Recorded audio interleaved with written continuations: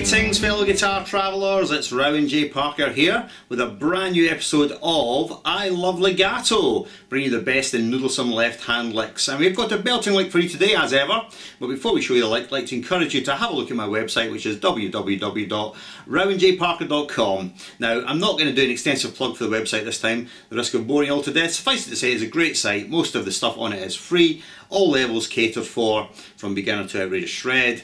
And you can subscribe to the website by sticking your email address in the subscribe box, and you can also book Skype lessons through the site. So please have a look at the site, it's a good one, and lots of cool free stuff on it.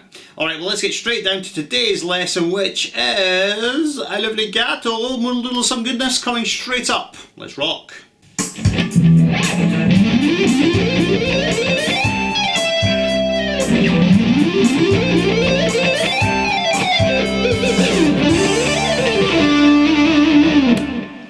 Let's find out exactly how to play this bad boy. Let's rock.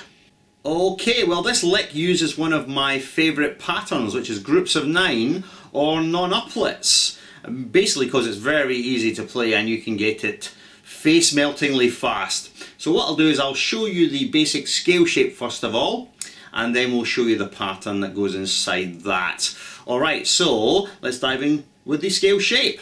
Okay, here we go with the scale shape. This lick's in D minor, so just playing notes of the F major or D minor scale. And here is the scale shapes, this one.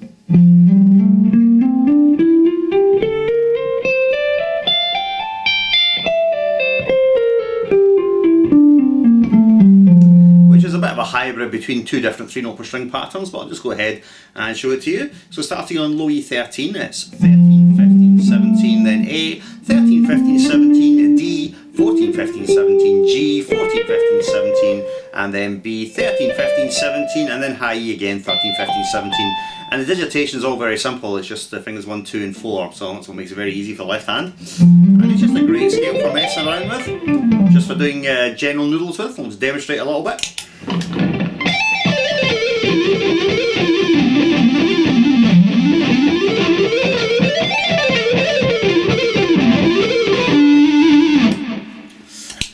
Completely pointless, littlesome nonsense, but it's good fun.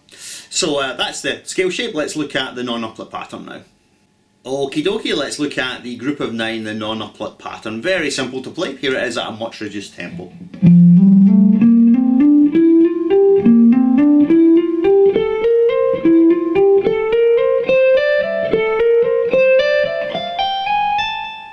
Okie dokie. So let me just go and slow it right down for you. Here's the first 9 notes. So you've got low E, 13, 15, 17, A, 13, 15, 17, and then D, 14, 15, 17. So it's just that.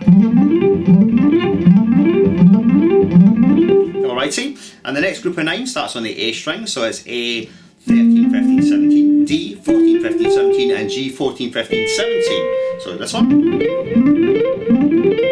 And the next one, predictably, starts on the D string, so we've got D, 14, 15, 17, G, 14, 15, 17, and then B, 13, 15, 17. So you've got a little double note in there. Just doing it that way to make the fingering super easy. And then the last group of 9 is this. You've got G, 14, 15, 17, B, 13, 15, 17, and then high E, 4 notes in the high E actually. So you've got high E, 13, 15, 16, and then 17, alright? Now the digitation is all 1, 2, 4, apart from the high string where we're going to do 1, 2, 3, 4. So let me play the whole thing at a really reduced tempo, so hopefully you can pick it up that way.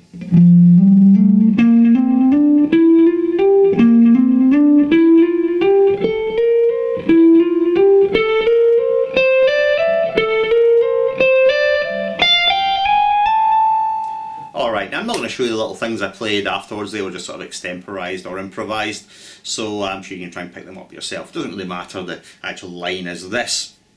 Now, about the timing, it's a non-uplet, so the best way to try and describe that is it's faster than a semiquaver triplet. So if you can imagine, if that's your pulse, a semiquaver triplet at that tempo would be...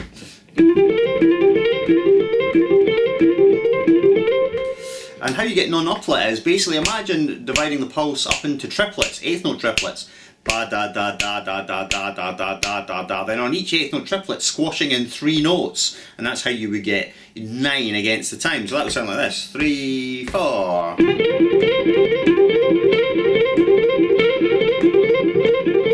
It's got a very interesting rhythmic roll to it, and that's basically the rhythm in the lick. So it's 3, 4. So you can hear that kind of rolls along. Let me give you that one more time. 3, 4.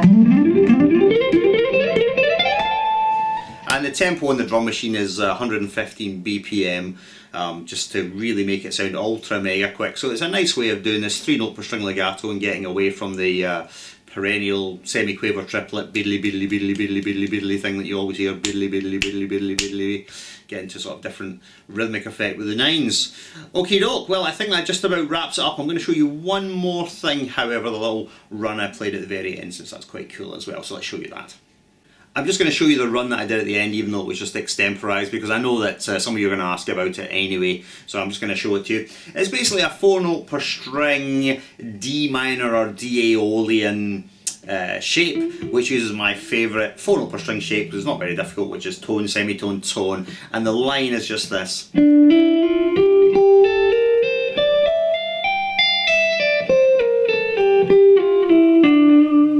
So we do have a double note in there.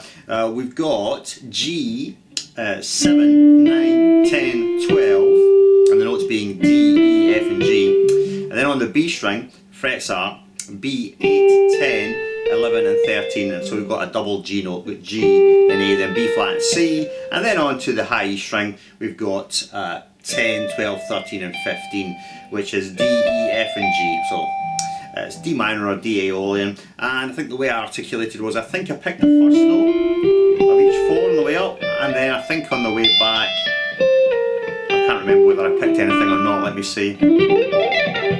Nah, no picking on the way back, no picking on the descent, just the ascent. So it's 4-note per string is just a way of getting extra mileage, more bang for your buck, and looks cool as well with the 4-note per string thing, the range is good.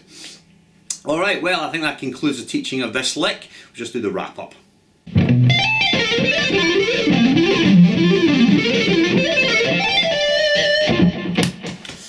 Well, hope you enjoyed learning that lick. You got a lot out of it, and we're improving the left hand, turning it into that Hulk-like monster. So don't forget to look at the website. If you're interested in Skype lessons, contact me via the website, and also subscribe and you get tons of extra free goodness. Alright, well thank you very much for watching. I'll see you next week for another episode of I Love Legato. In the meantime, keep rocking. Farewell.